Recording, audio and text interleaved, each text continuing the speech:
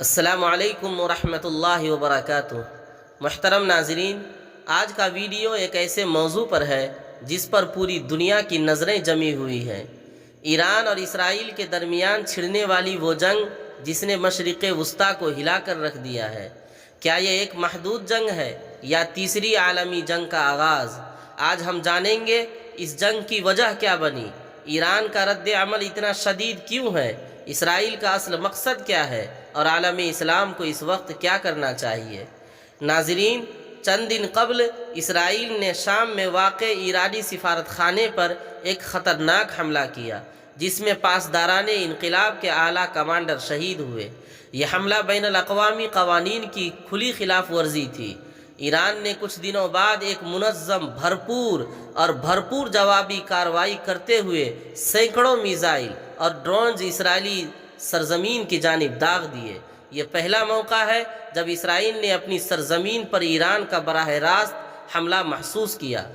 محترم ناظرین، یہ کوئی دو ملکوں کی جنگ نہیں، یہ حق و باطل کی لڑائی ہے۔ یہ وہ موقع ہے جب فلسطین کی مظلوم سرزمین سے نکلنے والی چیخیں ایران کے میزائلوں کی صورت میں جواب بن کر گئی۔ لیکن افسوس، کئی مسلم ممالک اس جنگ میں خاموش تماشائی بنے ہوئے ہیں۔ بعض نے تو کھل کر اسرائیل کا ساتھ دیا یا ایران کو اشتعال انگیز قرار دیا۔ میرے عزیز نوجوانوں، یاد رکھو، جنگیں صرف بندوقوں سے نہیں جیتی جاتی۔ آج ہمیں قلم، زبان، میڈیا اور سوشل میڈیا پلیٹ فارم کے ذریعے باطل کے خلاف لڑنا ہے۔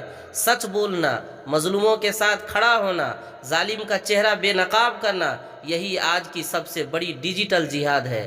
قرآن کہتا ہے وَإِنِ اسْتَنصَرُوكُمْ فِي الدِّينِ فَعَلَيْكُمُ النَّصْرُ، اگر وہ تم سے دین کی بنیاد پر مدد مانگے تو تم پر ان کی مدد فرض ہے۔ پیارے نبی صلی اللہ علیہ وسلم نے ارشاد فرمایا المسلم اخو المسلم، مسلمان مسلمان کا بھائی ہے۔ پھر ہم فلسطین، غزہ، لبنان اور اب ایران کو کیسے تنہا چھوڑ سکتے ہیں؟ محترم ناظرین، یہ وقت ہے بیدار ہونے کا، یہ وقت ہے باطل کو پہچاننے کا، یہ وقت ہے امت کے لیے کھڑے ہونے کا۔ ہماری خاموشی کل ہماری نسلوں کی غلامی بن سکتی ہے۔ دعا کریں کہ اللہ تعالیٰ مظلوموں کی مدد فرمائے اور ہمیں حق کے ساتھ کھڑا ہونے کی توفیق دے۔ ناظرین، اس ویڈیو کو شیئر کریں تاکہ زیادہ سے زیادہ لوگ سچ جان سکیں۔ کمنٹس میں اپنی رائے کا اظہار کریں۔ کیا آپ ایران کے اس اقدام کو درست سمجھتے ہیں؟ آپ ضرور بتلائیں۔ جزاکم اللہ خیرا، والسلام علیکم ورحمۃ اللہ وبرکاتہ۔